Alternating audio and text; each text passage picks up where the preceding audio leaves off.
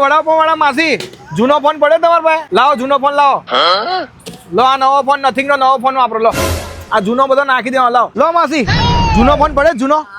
જૂનો છે ને?